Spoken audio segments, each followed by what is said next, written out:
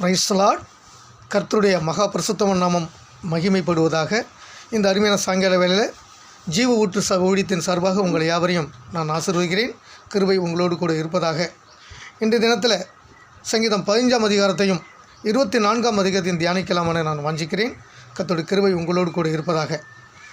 சங்கீதம் 15ஆம் அதிகாரம் 1ஆம் வசனம் சொல்லுகிறது, கர்த்தாவே யார் உம்முடைய கூடாரத்தில் தங்குவான், யார் உம்முடைய பரிசுத்த பர்வத்தில் வாசம் பண்ணுவான் என்று இந்த சங்கீதத்தை எழுதிய தாவீது மிக அருமையான ஒரு வசனத்தை நம் மத்தியில் வைக்கிறார். ஏனென்று சொன்னால், இந்த கடைசி நாட்களிலே யார் பரிசுத்த பர்வத்தில் ஏறுவான் என்ற ஒரு வாஞ்சை நம் எல்லோருக்குமே இருக்கிறது. உத்தமனாய் நடந்து நீதியை நடப்பித்து மனதார சத்தியத்தை பேசுவது மாத்திரமே பரலோகத்துக்கு போக முடியும் என்று சங்கீத தாவீது மிக அருமையாக இந்த இடத்துல எழுதுகிறார்.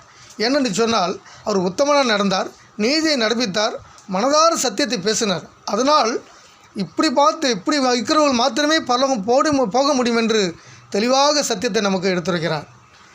கர்த்தருடைய பரிசுத்தமான நாமம் மகிமைப்படுவதாக. கர்த்தர் சமூகத்தில் இருக்க தகுதி உடையவன் யார்? கர்த்தருடைய சமூகத்தில் என்றென்றுமாய் வாசம் பண்ண போகிறவன் யார்? நீ அவர்களில் ஒருவரா? நம்ம சுற்றி இருப்பவர்கள் எவ்வாறு வாழ்ந்தாலும் நாம் அவர்கள் முன்மாறிய வாழ வேண்டும். அதற்கான 11 குறிப்புகள் இந்த சங்கீதத்தில் உள்ளன. நமது சிந்தனை, சொல், செயல் ஆகியவற்றை பற்றிய குறிப்புகள் மிக அதிகமாக இதில் எழுதப்பட்டுள்ளது. அவைகள் உங்களுக்குள் இருக்கிறதா என்று ஆராய்ந்து நமது வாழ்க்கையை நாம் சரி செய்ய வேண்டும்.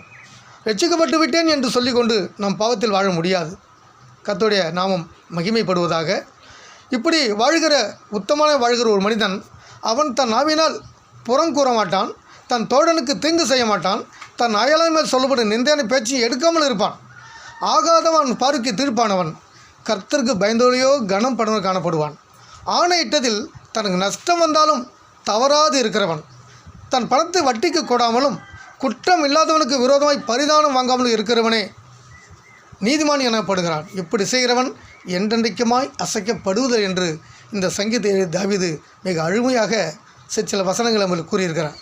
அருமையான இந்த செய்தியை கேட்டுக்கொண்டிருக்கிறதான தேவனுடைய ஊழியக்காரர்களே, அருமையான தேவனுடைய பிள்ளைகளே, நம் வாழ்க்கையை ஆராய்ந்து பார்ப்போம். உத்தமனாய் தினம் நடக்க முயற்சிப்போம், நீதியை நடப்பிப்போம், மனதார சத்தியத்தை பேசுவோம். சத்தியத்தை அறிந்தும் இன்றைக்கு சத்தியத்தை பேசாத ஒரு பொல்லாத உலகத்தில் வாழ்ந்து கொண்டிருக்கிறோம். சத்தியத்தை குழி தோண்டி புதைக்கிறதான ஒரு பொல்லாத உலகத்தில் வாழ்ந்து கொண்டிருக்கிற நாம், வேதம் சொல்லுகிறபடி மனதார சத்தியத்தை பேசுகிற ஒரு தனிப்பட்ட மனிதனாக, ஊழியக்காரனாக, விசுவாசியாக நாம் என்றென்றைக்கும் காணப்படுவோம். எந்த சூழ்நிலையிலும் நம்மளோட நாவினால் புறம் கூறாமல் நம்ம நாவை காத்துக்கொள்வோம்.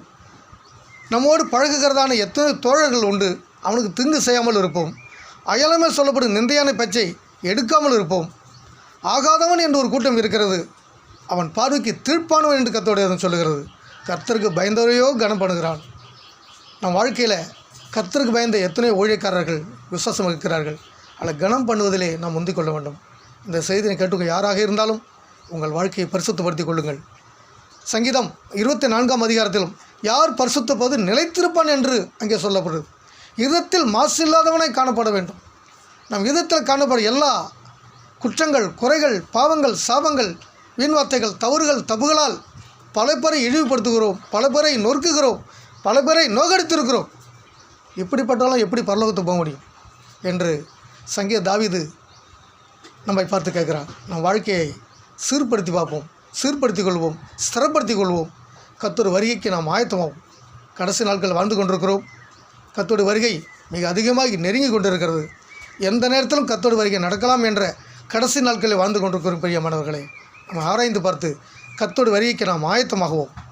உத்தமனாய் தினம் நடந்து நீதியை நடப்பித்து மனதார சத்தியத்தை பேசுகிற ஒரு ஊழியக்காரனாய், விசுவாச மக்களாய் இந்த நாட்கள் காணப்பட்டு கர்த்தருடைய வருகைக்கு நாம் ஆயத்தமாகவும். கர்த்தர் நம்மளை ஆசீர்வதிப்பாராக. ஆமென்.